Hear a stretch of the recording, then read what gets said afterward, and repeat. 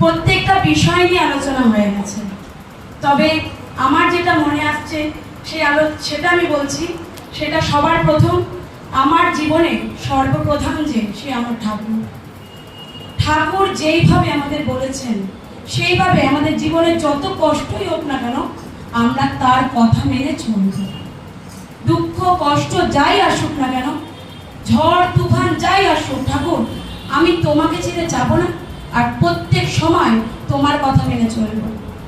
একটা মায়ের আমি কথা শুনছিলাম, আচার্যদের কাছে সেই মা গেছে, তার ছেলে তার কথাই শোনে না, প্রতিনিয়ত শুধু বলে আমাকে পয়সা দাও, আমাকে টাকা দাও, শুধু টাকা টাকা টাকা, না দিলে মায়ের গায়ে হাত পর্যন্ত তোলে।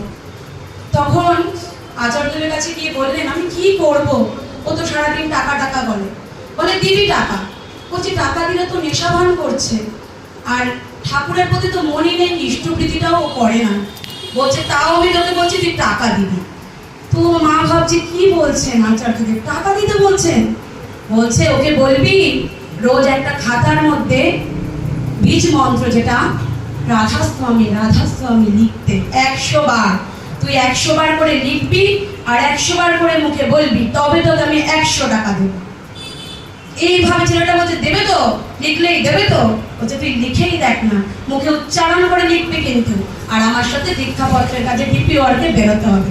বলছে ওই ছাতায় গিয়ে আমি কি করবো? বলছে গিয়ে চল না, গিয়ে বলবি জয় গুরু। বলে এটা বললে 100 রোজ? বলছে হ্যাঁ।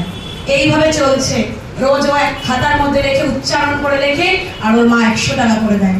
এইরকম করতে করতে একদিন সেই ছেলে নিজেই জানে না তার জীবনের কি অমূল পরিবর্তন ঘটে গেছে। সে রীতিমতো প্রত্যেকটা দিন দীক্ষাপত্রের কাছে না বেরোলে তার আর চলে না।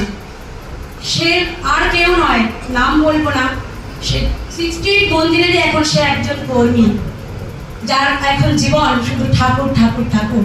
তাহলে দেখুন আচার্য আমাদের বলে দিলেন যে কিভাবে সন্তানকে সঠিক রাস্তায় নিয়ে আসতে হবে। আমরা জানি না, অর্থ দিলেই যে সে খারাপ হবে তেমন নয়, অর্থের মাধ্যম দিয়েও কিন্তু ঠাকুরের কাজ করানো যায়, প্রলোভন দিয়েও ঠাকুরের কাজ করানো যায়। তাই আমরা যদি ছোট ছোট প্রলোভন দিয়ে সন্তানদের ঠাকুরের পথে নিয়ে আসি তাতে কোনো ক্ষতি নেই। তোরা ঠাকুরের হয়েও এটাই কাজ, কেন তারা যদি ঠাকুরের না হয়ে ওঠে তাহলে আমাদের জীবন কিন্তু সঠিক হবে না, তাদের জীবনটাও সঠিকভাবে চলবে না। আর সর্বপ্রথম ইষ্টপ্রীতি আমি নিজে ঠিক করে করব, আর সন্তানকেও বলবো সঠিকভাবে ইষ্টপ্রীতি। আর যারা এখনো দীক্ষা গ্রহণ করেন, নিজস্ব মায়েরা ভাবছেন আমি সন্তানদের এখন দীক্ষা দেব না, এই ভুল করবেন না, তাদেরকে দীক্ষা গ্রহণ করুন।